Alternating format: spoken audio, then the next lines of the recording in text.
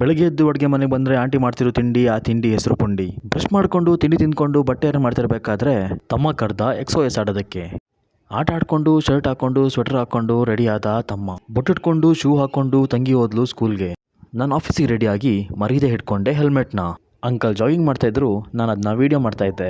ಏನು ಕಣ್ಣಣ್ಣೋ ಟ್ರಾಫಿಕ್ಕೇ ಇಲ್ಲ.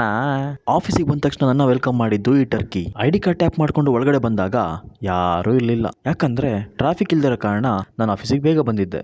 ತಲೆ ಬಾಚ್ಕೊಂಡು ಲ್ಯಾಪ್ಟಾಪ್ ಓಪನ್ ಮಾಡಬೇಕಾದ್ರೆ ಒಬ್ಬೊಬ್ಬರೇ ಬರೋಕ್ಕೆ ಸ್ಟಾರ್ಟ್ ಮಾಡಿದ್ರು.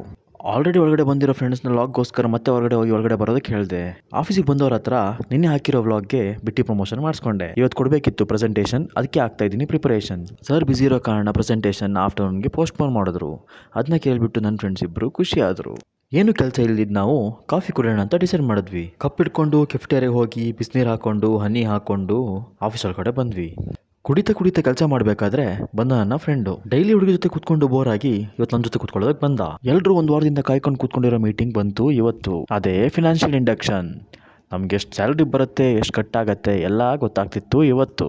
ಮೀಟಿಂಗ್ ಆದಮೇಲೆ ಕೆಲಸ ಮಾಡೋದಕ್ಕೆ ಕೂತ್ಕೊಂಡೆ. ಕೆಲಸ ಆದಮೇಲೆ ಊಟ ಮಾಡೋದಕ್ಕೆ ಹೊರಟೆ. ಕ್ಯಾಂಟೀನಲ್ಲೇ ಊಟ ಮಾಡೋಣ ಅಂದರೆ ಹೊರಗಡೆ ಹೋಗೋಣ ಅಂದ ಫ್ರೆಂಡು.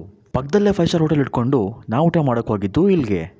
ಕೈ ತೊಳ್ಕೊಂಡು ಮುಖ ನೋಡಿಕೊಂಡು ನಾವು ಆರ್ಡ್ರ್ ಮಾಡಿದ್ದು ಬಿರಿಯಾನಿ ತಿಂದ್ಕೊಂಡು ಆಫೀಸಿಗೆ ಹೋಗಿ ಹರಟೆ ಹೊಡ್ಕೊಂಡು ನಾವು ಹೋಗಿದ್ದು ಪ್ರೆಸೆಂಟೇಷನ್ ಕೊಡೋದಕ್ಕೆ. ಪ್ರೆಸೆಂಟೇಷನ್ ಕೊಟ್ಟು ಹೊರಗಡೆ ಬಂದ ಮೇಲೆ ಗೊತ್ತಾಯಿತು ಇವತ್ತು ಸ್ನ್ಯಾಕ್ಸ್ಗೆ ಆರೆಂಜ್ ಕೊಟ್ಟಿದ್ರು ಅಂತ.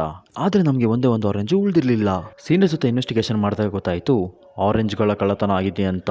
ನಮಗೆ ಸಿಗದೇ ಇರೋ ಆರೆಂಜ್ನ ಹುಳಿ ಅಂತ ಅಂದ್ಕೊಂಡು ಸಿಹಿಯಾಗಿ ಏನಾದರೂ ಕುಡಿಯೋಣ ಅಂತ ಕೆಫ್ಟೇರಿಯಾಗೆ ಹೋದ್ವಿ. ಚಾಕ್ಲೇಟ್ ಪೌಡ್ರ್ ಹಾಕ್ಕೊಂಡು ಸಕ್ಕರೆ ಹಾಕ್ಕೊಂಡು ಹಾಲು ಹಾಕ್ಕೊಂಡು ಕಾಫಿ ಕುಡಿದ್ವಿ.